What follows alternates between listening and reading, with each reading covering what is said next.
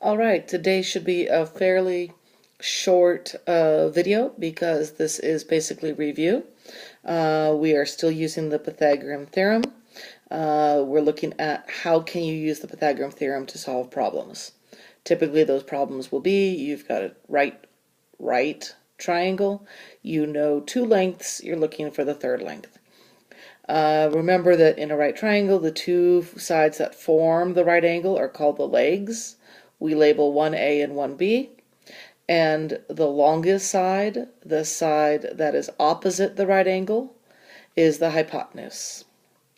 Some people will call this the diagonal, of course. In a right angle, the sum of the squares of the lengths of the legs is equal to the square of the length of the hypotenuse. So if we square the length of this leg, and we square the length of that leg, we would get the square of the hypotenuse, and we can use that information. So we have a squared plus b squared equals c squared. All right, so you should know how to do this, but let's go ahead and quickly run through this. We're going to find the length of the missing side. We have one leg of 24 feet, another leg of 18 feet. Remember, these are the legs because they form the right angle, and our hypotenuse is what we don't know. So we have a squared plus b squared equals c squared. So we're going to write the formula first. And then we're going to, we're going to need to label our sides, so A, B, and C. This has to be C because it's the hypotenuse. This I made A only because that's what they used for A. Other than that, A and B could be flipped. I'm going to substitute what I have, so 24 squared instead of A squared, 18 squared instead of b squared, and staying at c squared instead of c squared. Well, not instead of. And then we're going to simplify. 24 squared and 18 squared are 576 and 324. We're going to do the math, so we're going to add those. We'll get 900. 900 equals c squared. Notice this side stayed the same. This side stayed the same. We just substituted in and we did math. Now we're going to take the square root of both sides. Square root of 900 is 30, and the square root of c squared is just c. So the length of the hypotenuse is 30 feet. Yay! Try this one on your own, pause, and come back, and then I'll quickly run through the answer. Alright, so this one was different because what we didn't know was one of the legs, but you've dealt with this before. A squared plus b squared equals c squared. We're going to label these A, B, and C. This has to be C because it is the side opposite the hypotenuse, and it is the longest side. So, substitute in a squared, that's what we don't know, that's what we're going to solve for, plus, instead of b squared, we're going to say 10. So 10 squared equals, instead of c squared, we're going to say 26 squared because c is 26. And then we're going to simplify. A squared stays a squared, 10 squared becomes 100, and 26 squared becomes 676. Then we're going to use the properties of equality to get a squared by itself. In other words, we're going to isolate a. So to do that, we're going to subtract 100 from both sides. We will end up with a squared equals 576. We're going to take the square root of both sides. The square root of a squared is going to be a. The square root of 576 is 24. That means that the length of the leg, the length of leg A here, is 24 centimeters.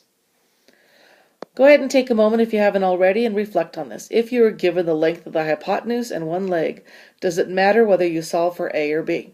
And then explain. And no, of course it doesn't matter. Because a squared plus b squared is the same thing as b squared plus a squared, it doesn't matter which is which, as long as you're dealing with the two legs. Okay, now this one is slightly different, but it's the same as what we've been doing before, so don't get freaked out. We're going to approximate the length of the hypotenuse to the nearest tenth without using a calculator. And look at this, it's on a coordinate grid. We're not labeling it, but gosh, we can figure out how long this leg is, right? It's 3 units long, from there to there. Bloom, bloom, bloom, 3 units. Find the length of this one, 5 units. All we have to do is count. And then we're going to do what we just did. We're going to plug in what we know. It doesn't matter. I'll pick this to be a and that to be b. It doesn't matter. So instead of a squared plus b squared, we'll have 3 squared plus 5 squared equals c squared. Do the math. We'll get 9 plus 25 equals c squared. Add, so we'll get 34 equals c squared. And now we're going to take the square root of both sides. The square root of c squared is going to be just c. Square root of 34 is going to be ugly, though. That's going to be the square root of 34. So we need to think the square root of 34 is going to be between what two whole numbers? It's going to be between 5 and 6 because it's between 25 and 36. We've done that often enough. That means that the square root of 34 is about 5.8. So the hypotenuse, that's what our question was how long is the hypotenuse? Hypotenuse is about 5.8 units long. Okay, one more time. This time, again, pause and do it on your own. Welcome back. So I approximated my lengths. I had 5 units there, and I had 4 units there. Did I say I approximated these? No, I didn't. I just counted. I just wanted to just count along the lines. How many units long is it? And now I'm going to approximate the length of the hypotenuse, because that one I really can't count, can I? If I tried to count that, I don't know. So I'm going to use math to figure out how long that is. Okay, so a squared plus b squared equals c squared. I'm going to write that out. I'm going to plug in what I know.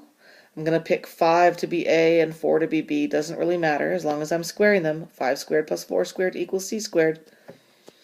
Do the math. That means 25 plus 16 equals c squared. Add them up. 41 equals c squared. Take the square root on both sides. That means the square root of 41 is going to be c. Ooh, how am I going to figure that out? Okay, square root of 41, as we've done before, is between the square root of 36 and the square root of 49. That means that it's between 6 and 7. Well, how close is this to both sides? Well, it's closer to 6 than to 7, so maybe it's 6.3. Oh, but if I plug that in and I square that to test to see whether I get 41, I'm going to find out it's too low. So it's actually 6.4. Don't forget, you must check for your answers. All right, so C is about 6.4 units. Done. Your homework is in your packet, the next 6 problems. See you in class.